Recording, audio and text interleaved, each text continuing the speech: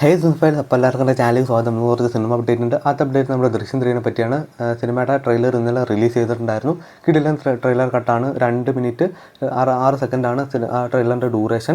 നമ്മുടെ ജിത്തു ജോസഫ് മുന്നേ മെൻഷൻ ചെയ്ത പോലെ ഒരു ഇമോഷണൽ ഡ്രാമയായിരിക്കും. അതിൽ കുറച്ച് ട്വിസ്റ്റൊക്കെ ഉണ്ടെന്ന് നമുക്ക് ആ ട്രെയിലർ കണ്ടപ്പോൾ മനസ്സിലായി.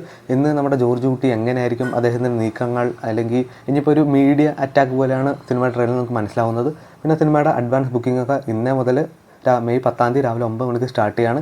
ചില തിയേറ്ററിൽ ഉണ്ടാവില്ലെന്നും കേൾക്കുന്നുണ്ട്. അപ്പോൾ എന്തായാലും നമുക്ക് സിനിമയുടെ മറ്റ് അപ്ഡേറ്റ്സിനൊക്കെ വേണ്ടി വെയിറ്റ് ചെയ്യാം. എലക്ഷൻ കഴിഞ്ഞപ്പോൾ തൊട്ടുള്ള പ്രശ്നങ്ങളാണല്ലോ. ഇപ്പോൾ അങ്ങനെ അതിന് ഒടുവിൽ എല്ലാം അവസാനിച്ചു. 118 സീറ്റ് എന്തായാലും നമ്മുടെ TVക്ക് ഓൾറെഡി റെഡിയായി. അപ്പോൾ അതേ നമ്മുടെ ഗവർണർ നമ്മുടെ വിജയനെ ക്ഷണിച്ചിരിക്കുകയാണ്. അപ്പോൾ എന്തായാലും നമ്മുടെ ജനനായകൻ്റെ കാര്യങ്ങളൊക്കെ പെട്ടെന്ന് തന്നെ തീരുമാനമായിട്ട് ഇനി മുതൽ നമ്മുടെ തിയേറ്ററിൽ പോയി കാണാൻ പോകുന്ന ഒരു ടൈറ്റിൽ കാർഡായിരിക്കും നമ്മുടെ ചീഫ് മിനിസ്റ്റർ ജോസഫ് വിജയ് എന്നുള്ള ടൈറ്റിൽ കാർഡ്. അപ്പോൾ എന്തായാലും ജനനായകം കത്തിക്കലായിരിക്കും തമിഴ്നാട്ടിലും നമ്മുടെ കേരളയിലൊക്കെ.